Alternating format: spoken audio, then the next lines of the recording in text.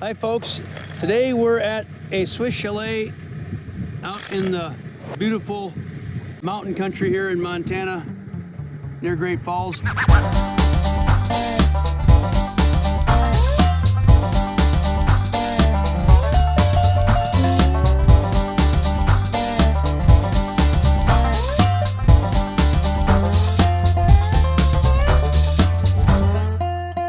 We got Gerald, and the center guy there is Steve Ritchie. Hello. And my helper Sam. We're here to put up a gate for the owner of the house, which is Steve. So here's what we got. We got these posts put in the ground that Gerald put in.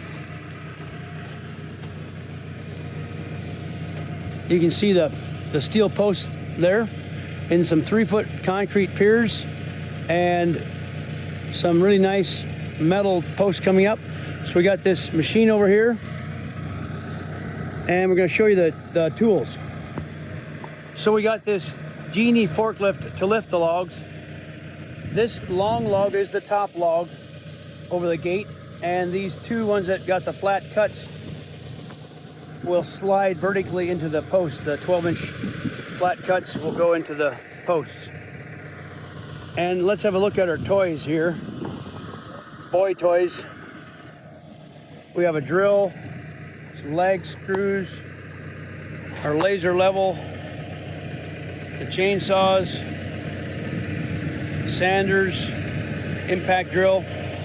So let's get started and get these posts up and build him an entrance gate. On the top of it, he'll mount some carved horses, because Steve loves horses. He got a couple out in the back there.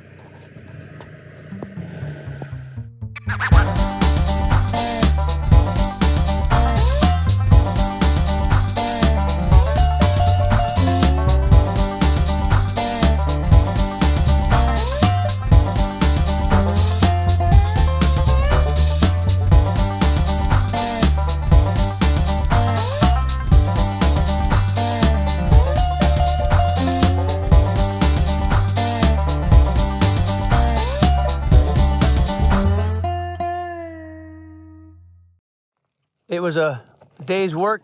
We got this gate up. We put all threaded rods through the steel with double nuts and a nice old-fashioned washer. So there's 4 bolts through it. And this is down on a big concrete pier.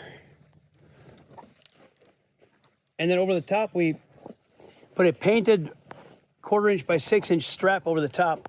The owner wanted to go ahead and have it stained underneath the strap. So that's what we did. We stained behind the straps and behind the metal. So there we are. That was a good day's work. The gate is up. And let's have a look at the Swiss Chalet we built around 2010, 2009 maybe. I'll have a look around here.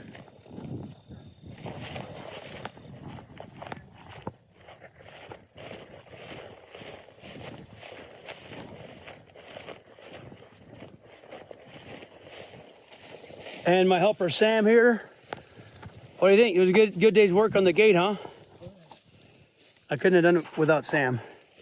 That looks nice over there. And that is how you put up a nice gate post that'll never blow down.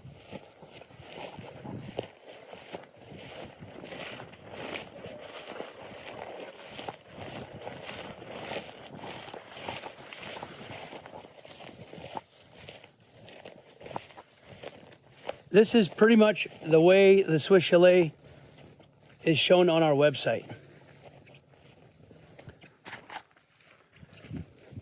I don't think there's very many changes.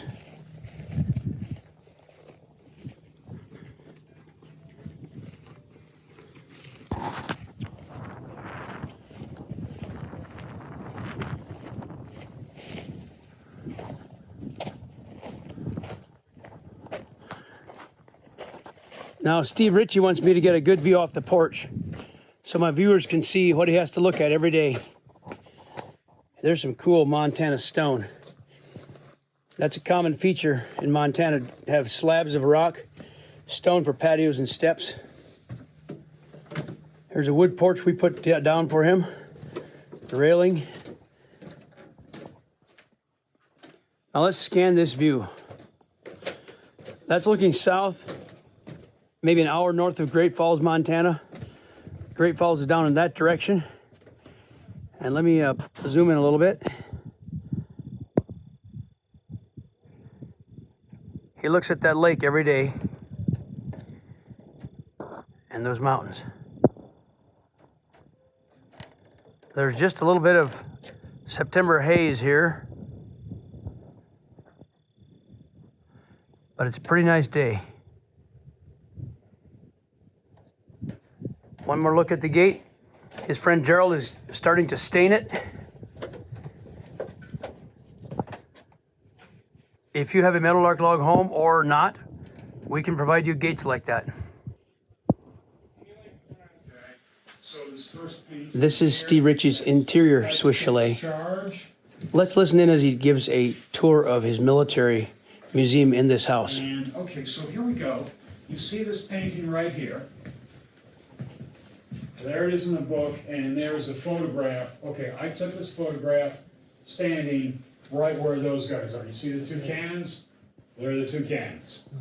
So, and again, when you're having coffee, after I give you this very hasty orientation, you're welcome to come back, have a seat, and study this book, this album I put together of Gettysburg pictures then and now, which I'm going to set down right here.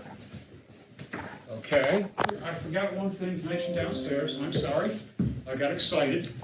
Right behind you, Elvie, is the Joan of Arc shrine. Now, Joan of Arc is my patron saint, and one of the cool things about writing a book about your patron saint is that it gets published on the first attempt. Here's the book I wrote. This was my master's thesis in college. It's titled Joan of Arc, the Warrior Saint, by me, Stephen W. Ritchie. And be careful when you go to buy this on Amazon.com. There's another book with the identical title by a guy named Jay Williams. Now, Joan of Arc, the Warrior Saint by Jay Williams is a fine book. I recommend it, but this is the version by Stephen W. Ritchie if you're interested in me, interested in my work. So make sure you get that version, you bet. Well, get both versions. Okay. Get both. I mean, Jay Williams is an excellent author, and he wrote an excellent book. It's just by coincidence that we have identical titles. I'm going to show you the kitchen. Okay. And his very fascinating library. These are all military books.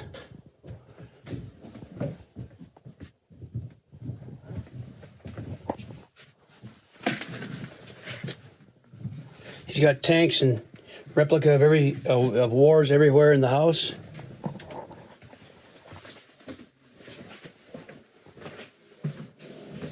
There's the guest bath, laundry room. There's the new gate we put up today. Waterloo was This is our log stairway. great battle. Lots of military books. Now let's listen into Stephen as he talks to Sam. So, welcome to the upstairs part of the museum. What you're looking at here on this table is a diorama of toy soldiers depicting the Battle of Waterloo, about which I'll explain more later. I started collecting these toy soldiers at the age of 5. I'm 62 now. So, like I say, here I am at the age of 62, and these soldiers and those soldiers and these soldiers here, I started collecting at the age of 5. And I keep adding new pieces continually. So this is a project that I've started at the age of 5 and continued now and still ongoing at the age of 62. So, as I say, this is the Battle of Waterloo. It's named after the town of Waterloo, if I can get where Sam is. Pardon me. Okay. Great battles are named after the town or river near where they're fought. The town of Waterloo, Belgium, would be right here where I'm standing, relative to the table. Now, this battle was fought on June 18th, 1815, and the Battle of Waterloo was the battle which ended the career of Napoleon Bonaparte, Emperor of the French. This is where Napoleon met his Waterloo, as per the old saying. Now here is Napoleon Bonaparte himself. That's Napoleon right there on his white horse, Marengo. And here are the French, of course. You can tell by the flags. You've got Napoleon Bonaparte's French going this way. Just follow the easily recognizable French flags. And over here, of course, we've got the British. I hope you guys enjoyed this. Thanks for watching.